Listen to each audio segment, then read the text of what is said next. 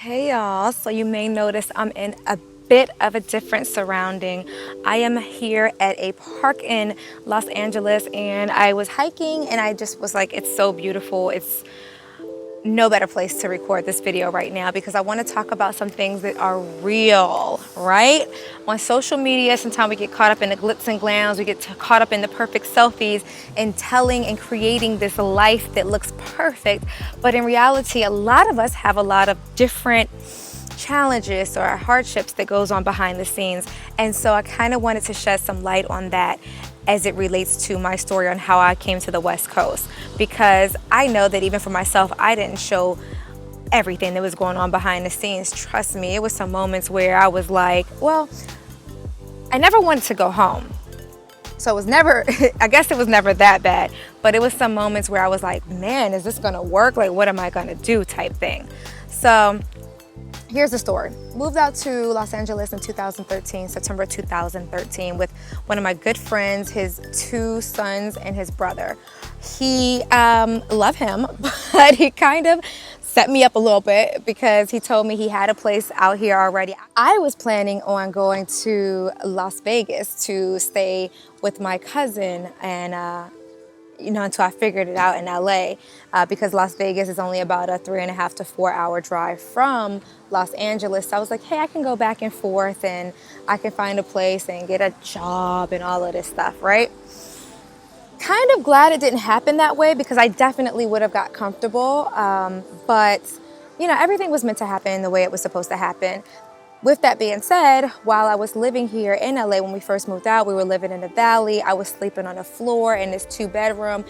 My friend was in the living room, his kids and his brother was in another room. We were just like definitely thugging it out, right? So I was there for about 3 or 4 months, but during that time, I became crystal clear on a lot of things. A lot of things transpired for me during that time, which I might talk, it's a bee. Sorry, I'm not usually scared of insects, but it was on me. But during that time, I became crystal clear on a lot of things. I was really into self-help. I was really into reading. I was listening to motivational talks every single day. I could probably recite The Secret. I would listen to Abraham Hicks, Tony Robbins, Les Brown, you name it, I was listening to it. If it was motivational, inspirational, or transformational, I was soaking it up because I took away the pieces that resonated with me. With that, like I said, came some hardships, and one of those things was sleeping on the floor in an apartment in Los Angeles, then moving to another place with a family that I grew to really love, but it was very awkward and uncomfortable when I first went there, to finally getting my own place, and I felt like I was flying high.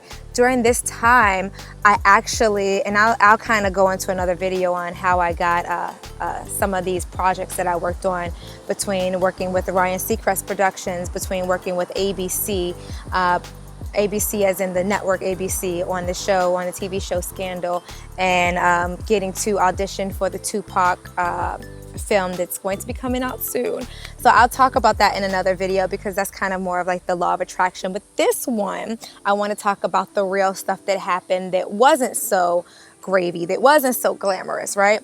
So like I said, I got real clear and I was listening to a lot of motivational, inspirational, transformational things. And during that time, I ended up working with Scandal, and things started going really well for me. I went from this low to like this really high. At the same time, I had some of my jewelry. I had a jewelry line at the time, and that was featured in InStyle magazine. And because of that, I was getting a lot of other features from smaller publications, apps, bloggers, vloggers. People were just hitting me up, and things were going amazing. And I think that I forgot to continue to train and exercise and focus my mind.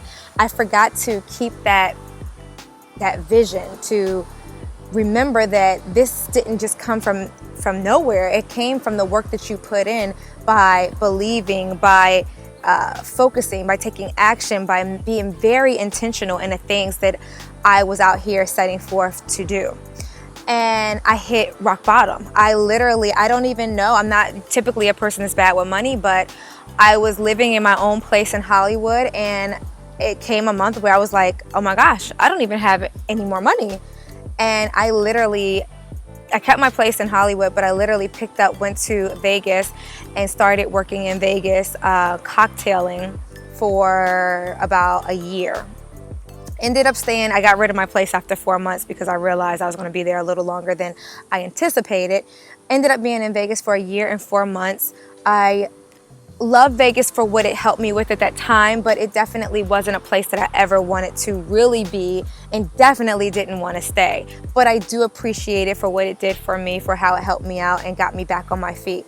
During that 12 months, I paid off all my debt, I paid off my car, I stacked a lot of money in the bank, and I was like, all right, it's time to go back to Los Angeles. So that's where we are now. I'm pretty much back in full effect. I've been back for a month and 10 days, and things are going exceptionally well because I'm back in that headspace of being clear about what I want, being very intentional on the things that I want and I need. That is my fitness goals, my wellness goals, my social media, and the way that I earn my income goals. Those things are very crystal clear, and I am creating my life. And I just wanted to say that if I can do it, if I can move cross country and hit rock bottom and go to the top and go to the bottom and make all these switches and transformations and go through these obstacles and challenges, that you can do it too. It's not to compare you or to judge your situation whatsoever, but I'm just saying, let it be some motivation, let it be some motivation. If you had to ask me, Heather, where do I start? I would say just start by getting your mind right. Your mind is a powerful, powerful tool. So just start with that. And I will talk to you later. I will talk to you soon. I love you all so much. Thank you for listening. Mwah.